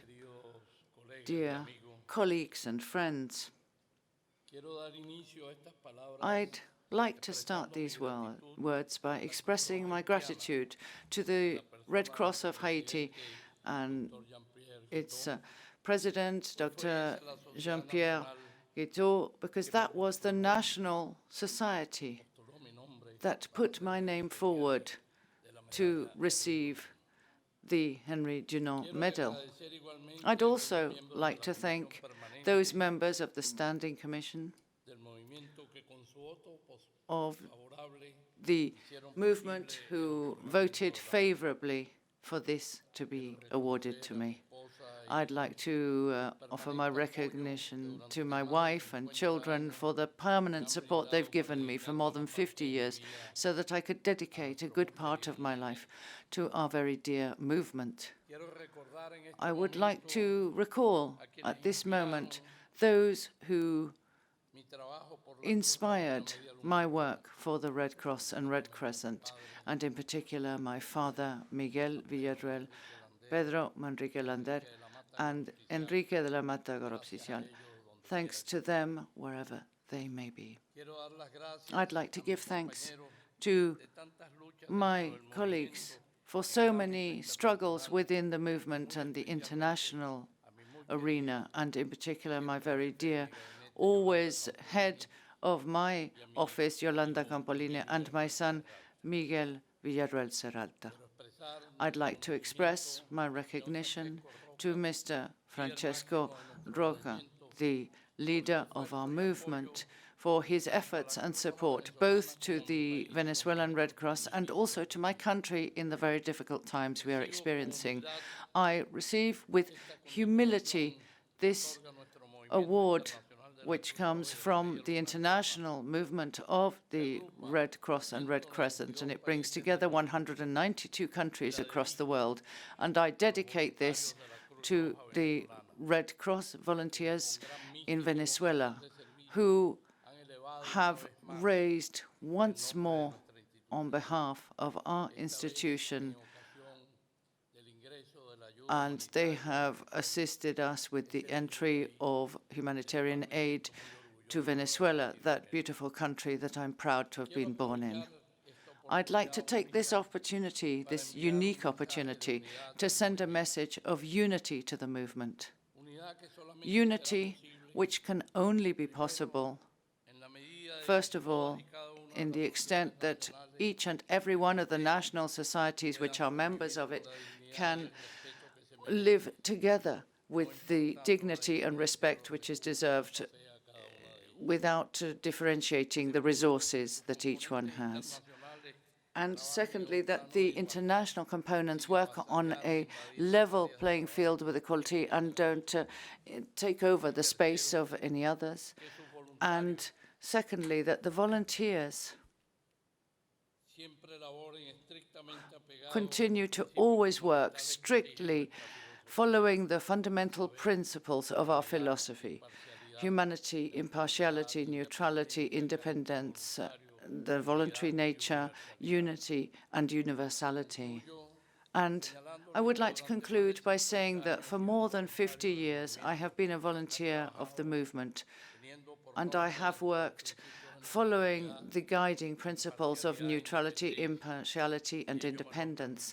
And this has allowed me to have never been active for any political party and to have never received benefits from any government in my country or any other country. I'd like to thank everyone, and long live Venezuela.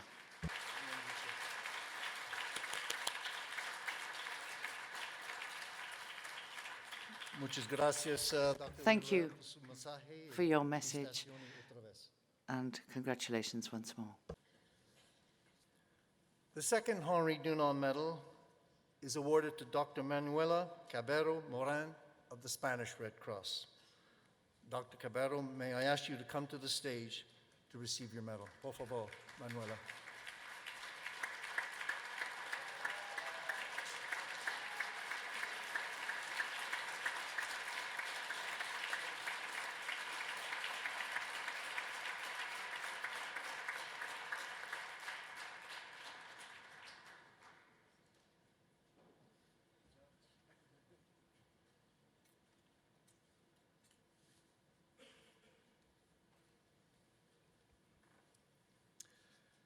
I have the pleasure now to present to you the citation of the tribute to Dr. Cabero. For nearly 25 years, Dr. Manuela Cabero Moran has brought medical care to people facing war and disaster, using her own time in parallel to her work as a full-time anesthesiologist. At the height of the Balkan conflict, she volunteered with Doctors of the World in Bosnia. With the Spanish Red Cross, she provided medical aid in Kosovo, and during the Iraq War, she treated the wounded in Baghdad. Soon after working with the International Federation's first medical team treating Ebola patients in Sierra Leone, Dr. Cabero went to care for refugees on the Greek islands. In addition to working in the field, she helped to develop and promote the Healthcare in Danger project, drawing on her vast field experience and qualification in medical ethics. Dr. Cabero has served as Vice President of the Spanish Red Cross and is still an active volunteer today. Her efforts to save life demonstrate her dedication to the humanitarian ideals, her compassion, her determination, her courage in the face of risk and adversity, and her warm human touch are an inspiration to all who meet her. For her contribution to saving lives and for unwavering commitment to the promotion of the movement's fundamental principles and ideals, the Standing Commission of the Red Cross and Red Crescent agreed to award the Henri Dunant Medal, the movement's highest distinction, to Dr. Manuela Cabero Moran.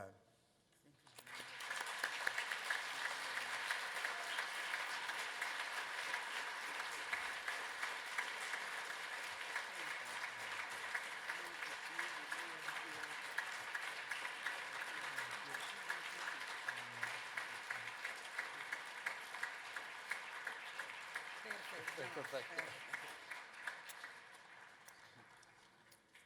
Please, you have the floor.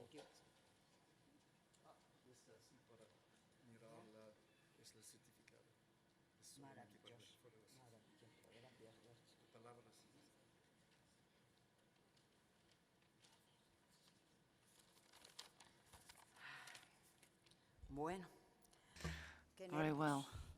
I am very nervous. Good afternoon, everyone. My dear friends, because all of you here are my dear friends. I know 90% of you, and many of you know me. First of all, I'd like to thank those who put me forward for this prize. I don't know how they came to think of that, but they did so. And of course, I'd like to thank the Standing Commission who have awarded it to me. I really don't think I'm deserving of this distinction. In my case, nothing of what may seem exceptional is exceptional.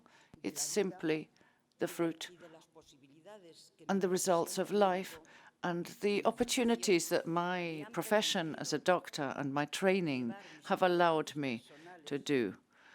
My private concerns have enabled me to take part in one of the most beautiful experiences and adventures that a human being can take part in, collaborating with humanitarian aid. I'm aware that the award I received today could very well go to the majority of those here present, because you all have a professional, personal, and human path which deserves the greatest praise and which, of course, is deserving of the prize I have been awarded today. However, I should be doubly grateful. I accept this medal with a great deal of gratitude, with a great deal of humility, because we all know humility is the first thing that is learnt in the humanitarian field.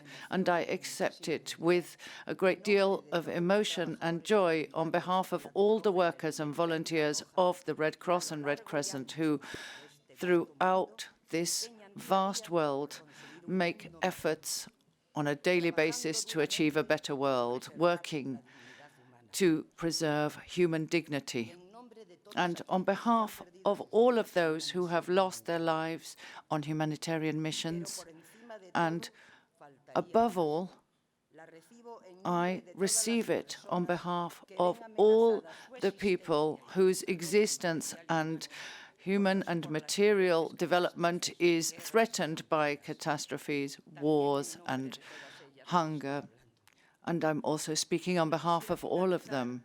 And I want to conclude by saying that my national society, the Spanish Red Cross, had a slogan which recently disappeared from the facade of our institution, but which said, "Thanking the people. Thank goodness you are there."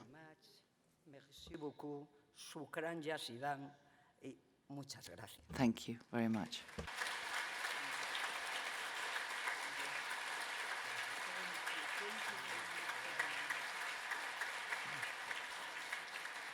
Muchas gracias, Manuela. Thank you very much, Manuela, for your message. Congratulations once more. The third and last Henri Dunant Medal this year goes to Michael Meyer of the British Red Cross. Michael, please come to the stage to receive your medal.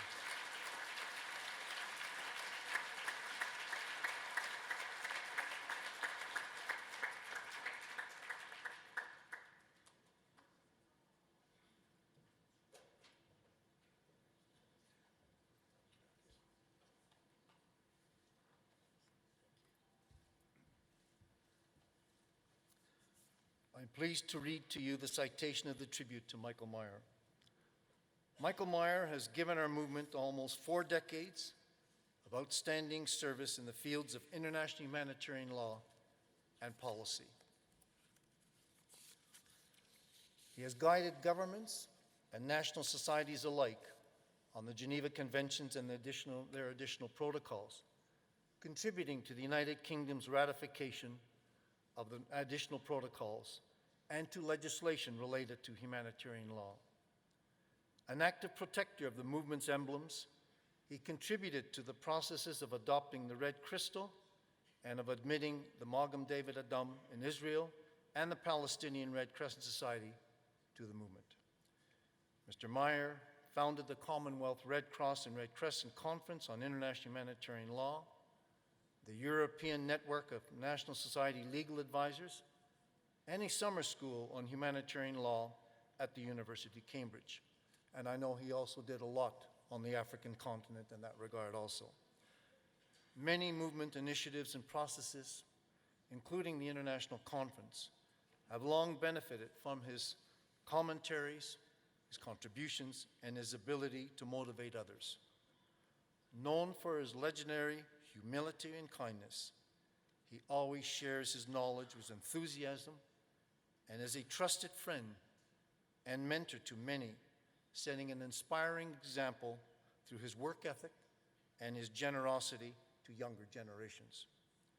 For his unwavering commitment and service to the development and promotion of the movement's fundamental principles and ideals, the Standing Commission of the Red Cross and the Red Crescent agreed to award the Henri Dunant Medal, the movement's highest distinction, to Michael Meyer.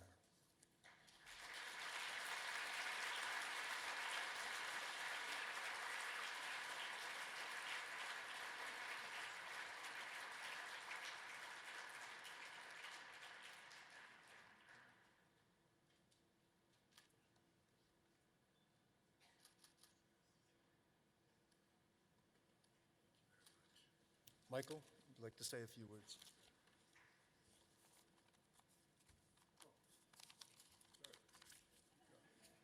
You take a look at your the certificate. Thank you very much. But I'm going to put it away, though. Okay.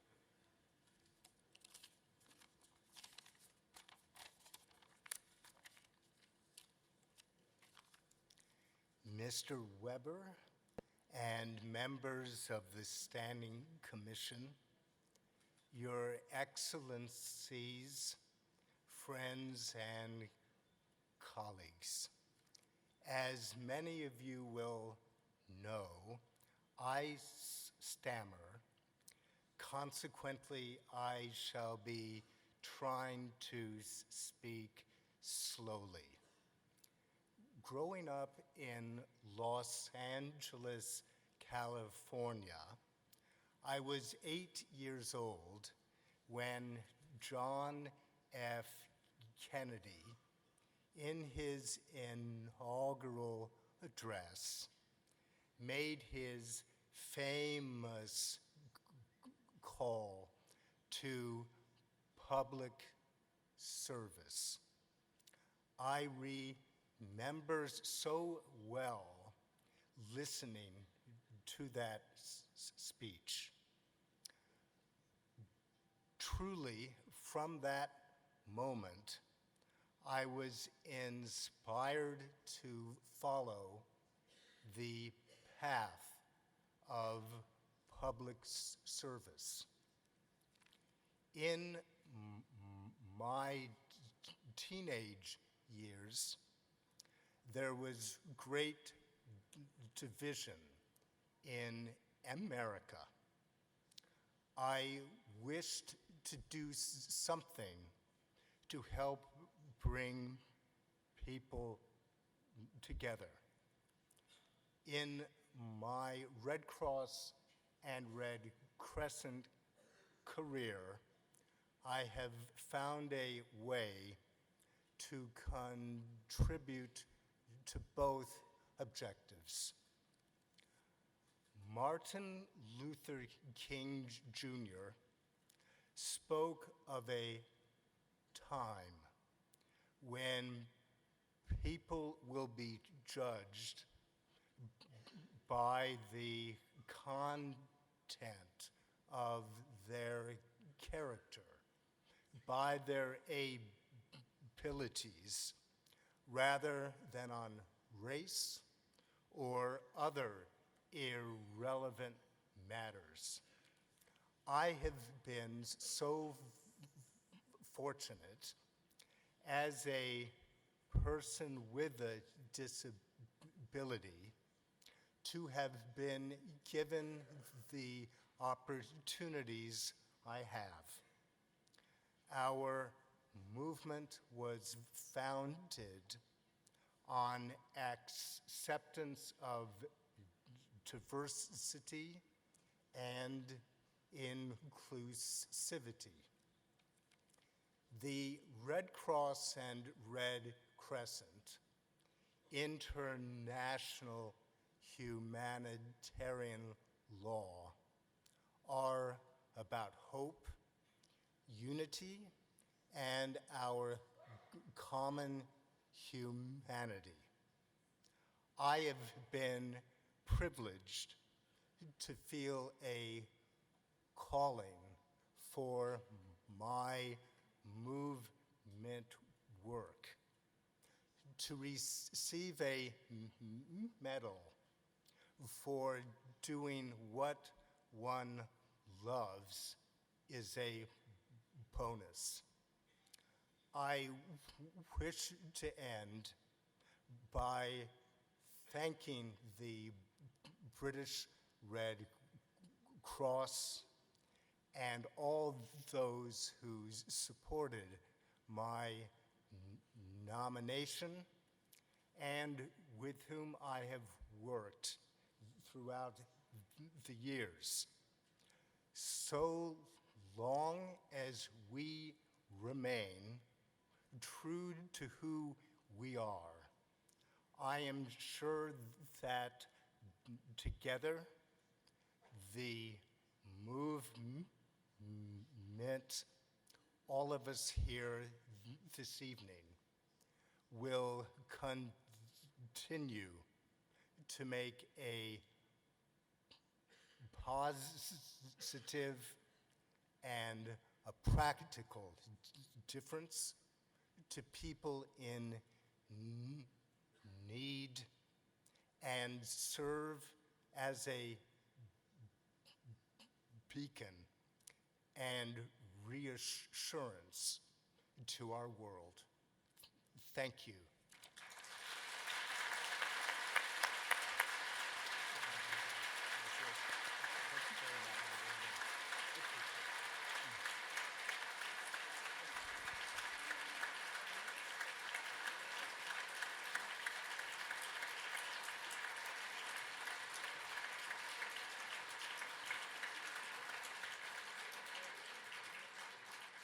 Thank you, Michael, for those inspiring comments, and congratulations once again. I turn the podium back over to you folks. Thank you. So, ladies and gentlemen, we are now approaching the end of our ceremony, but also the beginning on a very interesting and exciting week ahead. Pascal and I are very thrilled to welcome you in our city, Geneva. During your stay, we invite you to discover Geneva through its humanitarian history and legacy, thanks to a fascinating urban trail, which was especially designed for the conference. It gives you the opportunity to take a humanitarian journey through the history of the Red Cross as you immerse yourself in the city. You can do it when you wish, or easily register here at the conference center for guided group tours, which will take place on Monday, December the 9th. Thank you, Anissa. Now, a question to you. Did you notice that you all received a postcard in your welcome bags? You can see them here now on the screen. They're all reproductions of posters that are kept in the museum collections. Some of you received a blank postcard, and we invite you to use it, to send it to someone you care about, and perhaps share with this person why being here today and this week really matters to you on a personal level. The card will take the time it needs to arrive, and that's the beauty of it. Others received a postcard with a handwritten personal message in an envelope. If you haven't opened the envelope yet, I invite you to do so now. A few weeks ago, the museum teamed up with the conference organizers and the Geneva State Department of Education to give the opportunity to hundreds of school children here in Geneva to send you a personal message. They talked about the work of the Red Cross and Red Crescent movement with their teachers, and they were invited to share with you their questions, their hopes, their concerns about the future in a very personal way, as we're going to see now in a short film.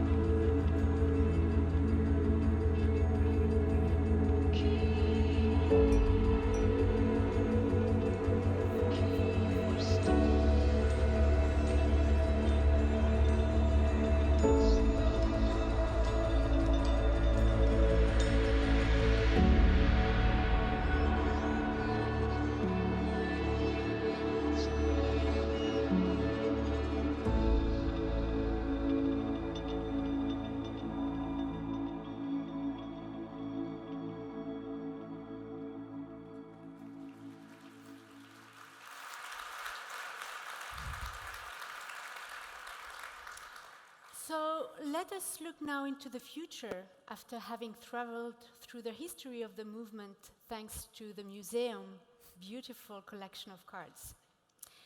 To conclude tonight's ceremony, we are going to read you two messages from school children in Geneva, which Pascal and I selected among the hundreds cards that we received. To read them with us, we invite all the award-giving authorities and the awardees to join us on stage, please.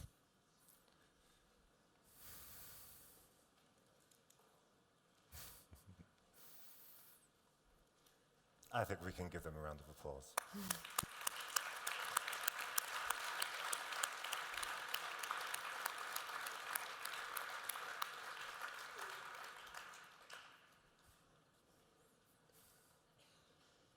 So.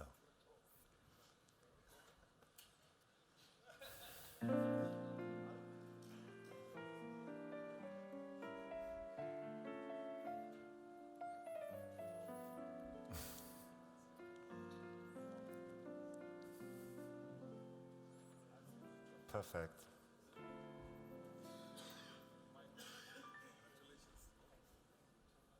Stand in line, marking time, waiting for a welfare dime. 'Cause they can buy a job. The men the silks at Harry's bias that catches a poor lady's eyes. Please come in. Thank you. We're all going to stand as a group. Wonderful. So, Anissa. So I'm going to read the first message in French, its original language. Je vous remercie. I thank you for helping all the injured people in the world. I hope my card will motivate you to continue doing good around you. I want you to know that you're all examples. Thank you.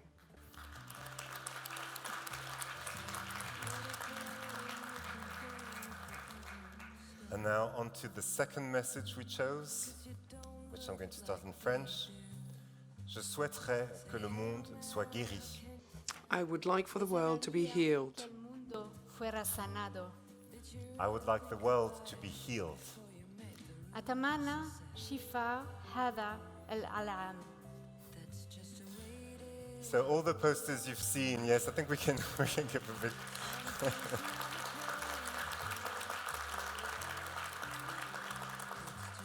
The posters you've seen this evening are all currently on view at the International Red Cross and Red Crescent Museum, which is your museum. So my team who is here with me and I would be extremely honored and happy to welcome you during your stay in Geneva.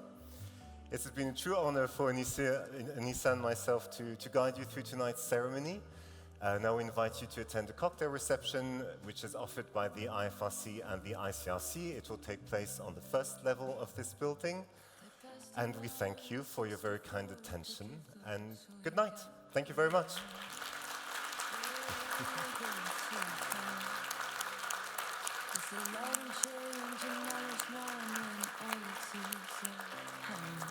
Okay. Thank you, everybody.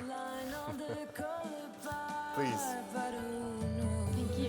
Thank you, and congratulations again. That's just